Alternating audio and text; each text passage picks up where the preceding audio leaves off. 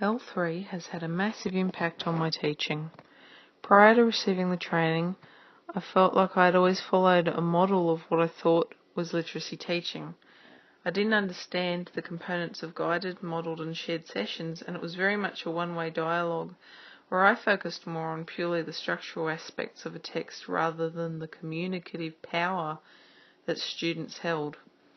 It's really brought up my confidence, particularly in writing, as I myself have always loved writing and understood the power of writing, but until now I've never had that deep underlying pedagogy to unlock that for my students. It's finally helped me to draw the links between speaking, reading and writing and to understand how important discussion is in the classroom. I've seen my children less this year due to my role. However, I feel like I know them better than ever before, and a lot of it is down to having that more open dialogue in the classroom. The wonderful thing is that having that practice then filters into the other key learning areas. I've been able to gain a deep understanding of students' knowledge, skills and ideas in areas such as mathematics by getting them to write about it. I don't think I would have known how to extend my top students in literacy and other KLAs this year if I hadn't received the training. The professional learning, particularly on how to branch out and start exploring other text types, has allowed me to go deeper with students who are reading to learn, and I've been able to push them harder than ever before.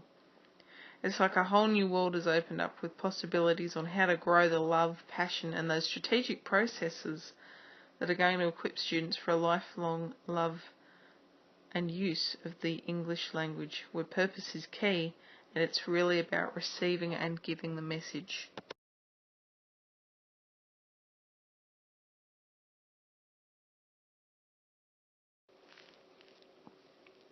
Some of my greatest achievements in literacy teaching this year have included seeing shift and change with my striving students. In the past, I've worked hard with my striving students, but I've never seen the change that I've seen this year. A student that enrolled early this year began with barely being able to orientate himself to print. He knew which way up the book was, but past that every word was a guess. If I hadn't known to put him straight onto a level 3, where there was then some sort of narrative structure, then I don't know how long we would have been stuck on level 1 and 2. By the time he left at the end of term 3, he was reading around the level 6. When put in numerical terms, it may not sound like much, but when you go deeper, he moved from a child that had a fleeting knowledge of sounds and very few strategic processes to a student who would put together visual and meaning clues to make sense of what he was reading. He went from having a catalogue of no sight words, both reading and writing, to proudly being able to read words like come, see and are. He became independent enough to persevere. Another one of my greatest achievements in literacy teaching this year has been a breakthrough that I've made with my own understanding of how to teach writing and how I've seen this reflected in the students' written work. I've always wanted to see the love for writing and monitoring and that skill for the use of language for your purpose and audience that I've always enjoyed using in my own writing reflected in the students. L3 has given me the attitude, the tools and the understanding, as well as the organisational skills to be able to share that love with the students and to have the dialogue on the metacognitive nature of crafting a piece of writing.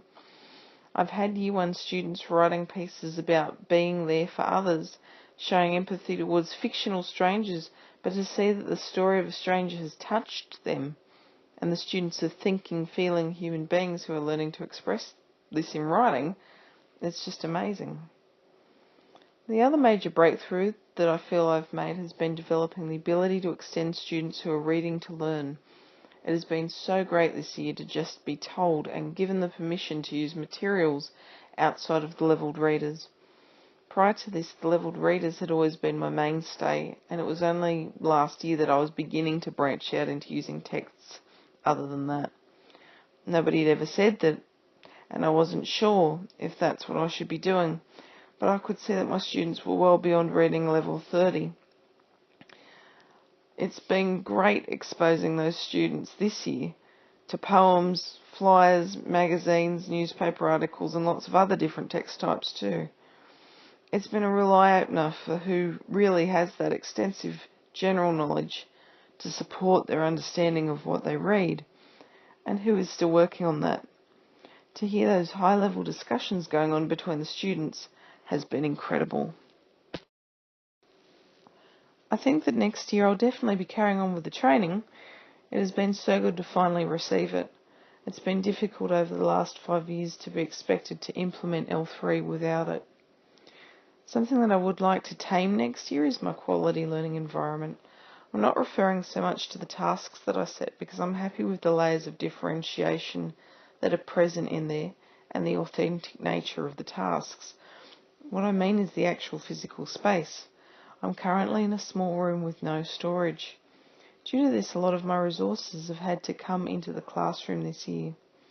Over the break, I'd like to continue to cull resources and to organise materials and spaces in a way that is more conducive to learning. I've already culled a few skip loads worth of materials and resources, but will continue to do this. Another thing I would like to do is start having different panels up around the room where parts of speech and language features, phrases, etc. can be displayed. For example, an adjective panel or an idioms panel, somewhere where onomatopoeia can be present. I'm not one for putting up a lot of pretty things for display or displaying craft, but I do feel that I could still improve on what does go up and when. I think I'd like to integrate writing further into other KLAs. I dipped my toe in the water this year, mainly in the areas of maths and history, but I would like to start branching out further and using it as an assessment tool to be able to really get an insight into how deep the understanding is of the students. I've never had such a demonstration of understanding in terms of mathematical concepts as I have over the last couple of terms where I've been integrating writing into maths. Some students are writing 2 pages and linking it back to real life and using vocabulary from other subjects and referring to print around the room to assist them. Some students write a basic understanding of the concept and give limited examples. Without those writing samples, though, this may not have been uncovered.